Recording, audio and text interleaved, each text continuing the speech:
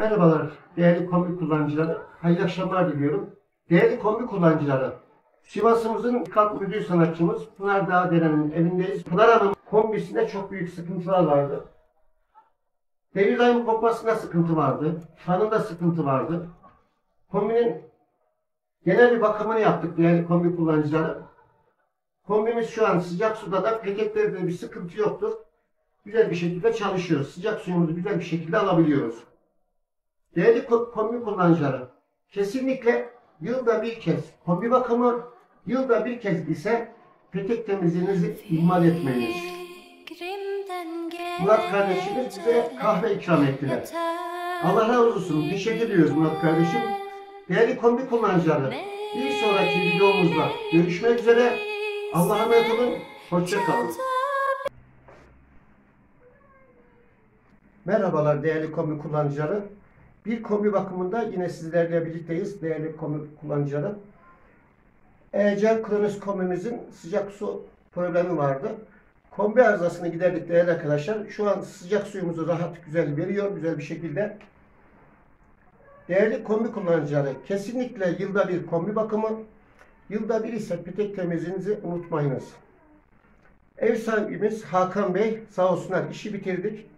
Bize kahve ısmarladılar. Hakan Kaya Bey, işi gücü rast gelsin. Değerli arkadaşlar, bir sonraki videomuzda görüşmek üzere. Hepinize hayırlı günler diliyorum. Allah'a emanet olunuz. Bismillahirrahmanirrahim. Merhabalar sevgili kombi kullanıcıları. Bir kombi bakımında yine sizlerle birlikteyiz. Sevgili kombi kullanıcıları, kombi bakımları yapılmadığı zaman veya petek temizliği çok büyük sıkıntılar olmaktadır. Değerli kombi kullanıcıları, şu anki kombimizin sıcak su kısmında arıza vardı. Sıcak suyu vermiyordu. Artı peteklere kaçırma yapıyordu. Arızasının bir kısmını giderdik. Şu an görmüş olduğunuz gibi arızayı gidermeye çalışıyoruz ama kombi kullanıcısı Gökhan Arslan Bey bize kahve ısmarladılar.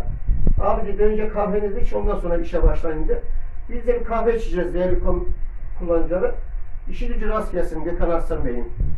Değerli kombi kullanıcıları, kombi bakımları yapılmadığı zaman, az önce de söyledim, kombi bakımları yapılmadığı zaman veya petek temizliği, kombinin içerisinde bulunan çok önemli parçalara zarar verebiliyor. Bunların başında devir daim pompası gelebiliyor veya 3 yollu grubu olabiliyor veya ne bileyim fan olabiliyor veya kombi anakartta çok büyük sıkıntılar yaşanabiliyor. Kesinlikle sevgili kombi kullanıcıları, yılda bir kez kombi bakımı, yılda bir kez ise petek temizliğinizi unutmayınız. Sevgili kombi kullanıcıları, bir sonraki videomuzda buluşmak üzere. Allah'a emanet olun. Hoşça kalın. Merhabalar değerli kombi kullanıcıları. Bir kombi bakımında yine sizlerle birlikteyiz. Değerli kombi kullanıcıları, bir pazar günü. Ayrıca hayırlı pazarlar diliyorum.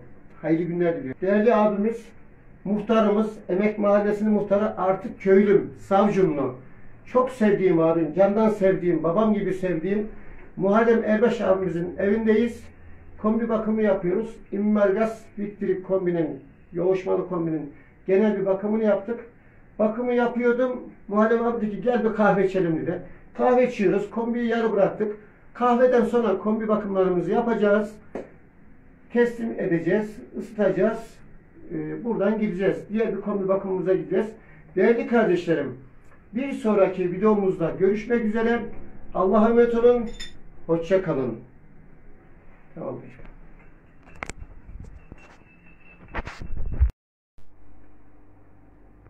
Merhabalar. Bismillahirrahmanirrahim. Merhabalar değerli kombi kullanıcıları. Bir kombi bakımında yine sizlerle birlikteyiz. Değerli kombi kullanıcıları, bugünkü kombi bakımımız Vaillant bu kombi. Kombide peteklerde sıkıntı var. Ani ısınma yaşanıyor. Artı sıcak suda bir sıkıntı var. Sıcak suda ani ısınma yapabiliyor. Değerli kombi kullanıcıları, kesinlikle yılda bir kez kombi bakımı, yılda bir kez ise petek temizliğinizi yaptığınız. Çünkü değerli kombi kullanıcıları, çok büyük maliyetler çıkabiliyor. Artı faturalarınızda fazla bir şey oynamıyor ama ısınamıyorsunuz değerli kombi kullanıcıları. Şimdi örnek veriyorum. Size 1 milyar para gelir. Doğalgaz parası. Isınamazsınız. Kombi bakımı yaptırırsanız kombinin ömrünü uzatıyorsunuz. Petek temizliği yaptırırsanız da kombiniz petekleri daha iyi ısınıyor. Kombinin performansı artıyor. Kombi bakımı yapılınca da performans artıyor. Ne oluyor? Bu kez 1 milyar ödüyorsunuz ama ısınıyorsunuz değerli kombi kullanıcıları. Kesinlikle yılda bir kez kombi bakımı, yılda bir kez ise petek temizliğinizi unutmayınız. Değerli kombi kullanıcıları, değerli kardeşim Başyurt Bey bizlere kahve ısmarlıyor. Birlikte kahve içeceğiz. Kombimizin bakımını yaptık. Şu an kombide bir sıkıntı yoktur. Petekler de güzel gayet ısınıyor. Güzel de sıcak suyumuzu veriyor. Başyurt Bey'le birlikte oturup az sonra kahvemizi içeceğiz. Değerli kombi kullanıcıları, bir sonraki videomuzda görüşmek üzere. Allah'a emanet olun. Hoşça kalın. Feyzi Güneş. Evet. Varmaz kombi. Selamünaleyküm değerli kombi kullanıcıları. Hayırlı günler diliyorum. Değerli kombi kullanıcıları, bir kombi bakımında yine sizlerle birlikteyiz. Değerli kombi kullanıcıları, bugün de Fevzi Güneş amcamızın evine geldik. Teşekkür ederim. Adem Güneş, Fevzi Güneş. Akraba değiliz ama iki güneş yan yana. Ve iki güneşle kahve içeceğiz değerli kardeşlerim. Sağ olsunlar. Fevzi amca dedi ki kombi bakımını bırak hele dur hele dedi. Bir kahve çek, kahveden sonra dedi devam edersin dedi. İşi gücü rast gelsin Fevzi amcamızın. Allah razı olsun. Fevzi amcamızın kombisinde sıkıntı vardı. Devirdayı pompası kütür kütür dönüyordu. Değerli kombi kullanıcıları. Artı kombinin içerisinde bir kaçırma var. O blok kısmında onu da tespit ettik. O arızayı gidereceğiz. Değerli kombi kullanıcıları. Kombinin bakımını yaptık. Bir kısmı bitti. Bir kısmında devam ediyorduk. Fevzi amca dedi ki gel kahve iç ondan sonra devam edersin dedi. Değerli kombi kullanıcıları. Kombi bakımları yapılmadığı zaman çok büyük sıkıntılar çıkabiliyor. Ben değerli kombi kullanıcıları daha önceki videolarımda da çok izah ettim. Etmeye de devam ediyorum. Ya bunu ben sizler için yapıyorum değerli kombi kullanıcıları. Diyorum ki yılda bir kez kombi bakımı, yılda bir kez ise petek temizliği yaptığınız diyorum. Neden diyorum? Çünkü çok büyük masraflar çıkarabiliyor. Bak geldim az önce geldim kombiye baktım işler acısı. Fevzi amca yani durumu da müsait değil. Ona da üzülüyorum. Yazık günah. Çok büyük masrafa çıkabiliyor bak. Devirdayı pompası masraflı. İçinde hatta bir parça daha değişecek. Artı plaka esencörü tıkalı onu ileriki bir zamanda değişeceğiz. Çok büyük masraflar çıkıyor. Bak kombi bakımı derken yani eski düzenli değerli arkadaşlar. Zaten bir ekonomik hafif bir sıkıntımız var. Yani gelir düzeyi çok zayıfladı. Giderimiz 10 kat arttı. Değerli kombi kullanıcıları. O yüzden tasarruf etmek zorundayız. Ve bazı üzerimize düşecek olan evdeki kullandığımız cihazları ihmalkarlığa gelip de bakımlarını yaptırmamız gerekiyor. Çünkü çok büyük masraflar çıkarabiliyor. Değerli kombi kullanıcıları, kesinlikle yılda bir kez kombi bakımı, yılda bir kez ise petek temizliğinizi yaptırırız. Değerli demir döküm, hermetik, şofben tıkanıklığı giderilmesi.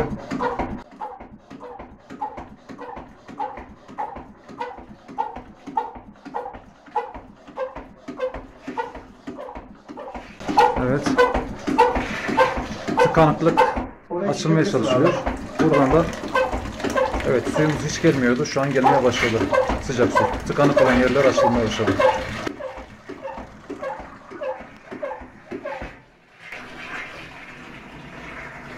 Eline sağlık ustam. devam edin abi. Değerli kombi kullanıcıları, kesinlikle kombi bakımlarımızı, şofben bakımlarımızı yaptırmayı unutmayalım, ihmala bırakmayalım. Yılda bir kez kombi bakımı, yılda bir kez şofben bakımı, yılda bir kez ise petek temizliği yaptırmayı unutmayalım. Çünkü değerli kombi kullanıcıları, peteklerin içerisinde bulunan tortu, kireç, çamur kombimizin içerisindeki birçok parçaya zarar verebiliyor. Önemli parça. Bunlar da bayağı masraflı parçalar. Sizlere bayağı bir külfet çıkartabiliyor. Artı şu an Sivas'tayız sevgili kombi kullanıcıları.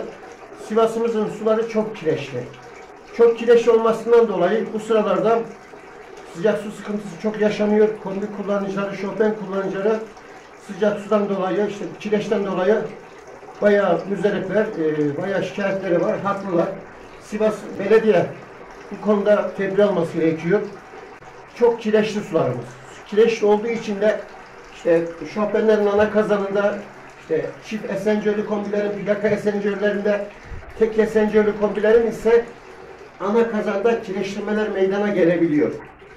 Bu yüzden de kombi kullanıcısına çok büyük külfetler çıkabiliyor.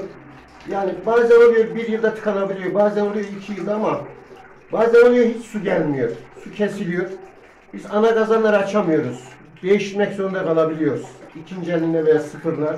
Plaka esencörü değiştirebiliyoruz sıfırla ve ikinci ele. Bu yüzden değerli kombi kullanıcılar kesinlikle sizsiz olun. Yılda bir kez kombi bakımı, yılda bir kez şofben bakımı, yılda bir kez ise petek temizliğini unutmayız. Değerli kombi kullanıcılara hayırlı Ramazanlar diliyorum. Allah'a emanet olun. Hoşça kalın.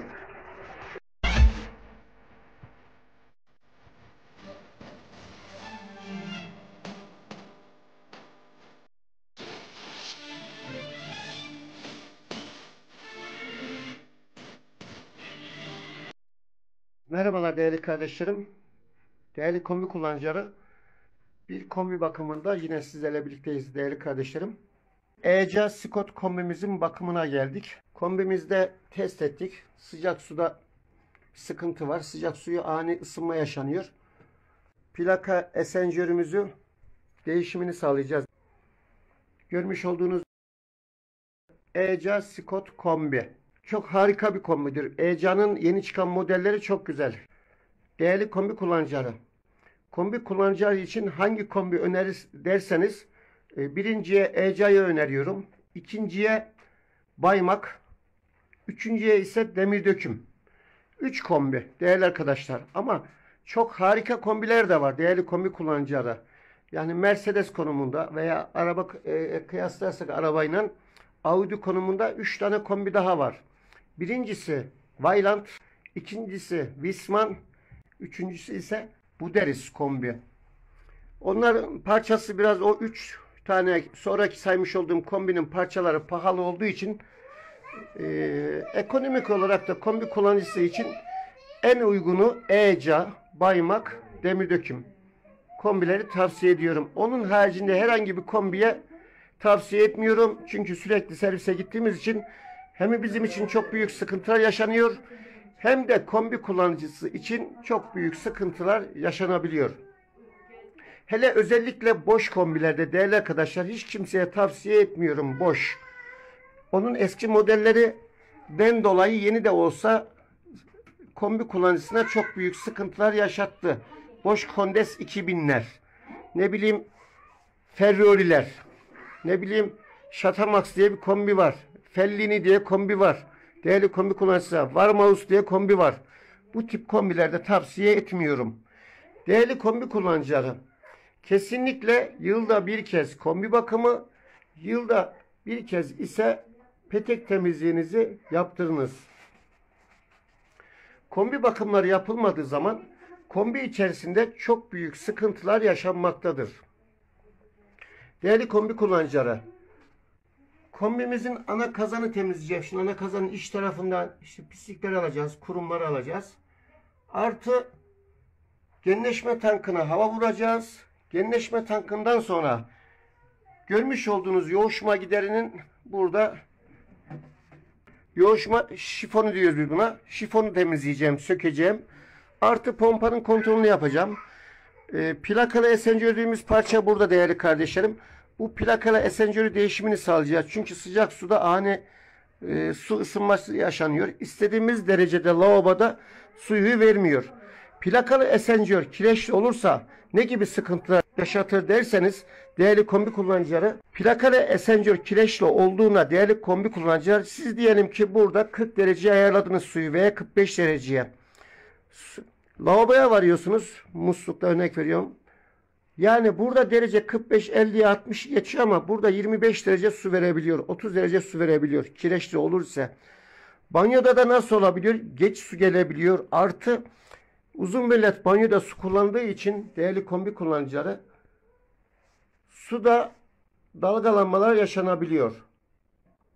Banyoda ne oluyor? Uzun müddet su kullandığı zaman Su bir sıcak geliyor, bir soğuk geliyor. Bunun sebebi ise değerli kombi kullanıcıları, kombi içerisinde bulunan bir yedek parça var işte. Az önce göstermiş olduğum plakalı esenjör çok kireçli olursa sıcak suda çok büyük sıkıntılar yaşanabiliyor. Sadece plaka esenjörde mi yaşanıyor bu sıcak suyla ilgili sıkıntılar? Hayır, kesinlikle. Bu bir tanesi sadece. Sıcak suyla ilgili 3-4 parçadan sıkıntı yaşanabiliyor. Bunlardan başında plaka esenjör gelebiliyor. İkinciye sıcak su tribünü gelebiliyor. Üçüncüye sıcak su sensörü gelebiliyor değerli kombi kullanıcıları. Yani sıcak suyla ilgili 3-4 parçada sıkıntı yaşanabiliyor. Peteklerde de aynı sıkıntı olabiliyor. Kışa girdik değerli arkadaşlar. Havalar yavaş yavaş soğumaya başladı. Petekler yanmaya başladı. Kombi kullanıcısı petekleri açtığında kombi arızaya geçebiliyor veya peteklerin üstü ısınıyor, alt tarafı ısınamıyor. Bunun sebepleri peteklerin çok kirli olması, çok çamur olmasından dolayı filtre tıkanmış olabiliyor, filtre. Artı devir daim pompası çok yıpranabiliyor. Devir daim pompasından dolayı kaynaklanabiliyor. Artı değerli kombi kullanıcıları peteklerin çok kirli olursa devir daimi pompa yapamıyor, gücü yetmiyor. Döndüremiyor. Peteklerin bir kısmı ısınıyor, bir kısmı ısınmıyor. Arka taraf odalar mesela petekler ısınmıyor. Veya değerli kombi kullanıcıları peteklerinizin üst taraf ısınıyor, alt taraf ısınmıyor. Petek temizliği yapılmadığı zaman değerli kombi kullanıcıları siz 40 derecede yakmak istiyorsunuz ama ısınmıyor veya 45'e alıyorsunuz yine ısınmıyor. Üst taraf ısınıyor, alt taraf ısınmıyor. 50 dereceye alıyorsunuz yine aynı sıkıntı. Ne yapıyorsunuz? Dereceyi yükselttikçe değerli kombi kullanıcıları gaz tüketiminiz artıyor. Bunu da aylık çarparsanız size yüksek miktarda doğalgaz faturası gelir ve ısınamazsınız. Petek temizliği ve kombi bakımı yapıldığı zaman sevgili kombi kullanıcıları peteklerin üstü de ısınıyor, altı da ısınıyor. Ve ister yani 40 derecede ısınabilirsiniz, 45 dereceye. Tabi bölgesel olarak bu değişebiliyor değerli kombi kullanıcıları. Bazı bölgeler çok soğuk. Örnek veriyorum, ben Sivas'ta kombi servisliği yapıyorum. Sivas'ta havalar çok soğuk oluyor. Kışın özellikle 12. 1. 2. aylarda çok soğuk. 45-50 derecede de yakabiliyoruz bazen. Ama bazı bölgelerde örnek veriyorum Doğu Anadolu bölgesi de aynı bizim gibi soğuk oluyor. Veya Güneydoğu Anadolu o kadar değil de Doğu Anadolu çok soğuk oluyor. Oralarda yüksek derecede yakabiliyorlar.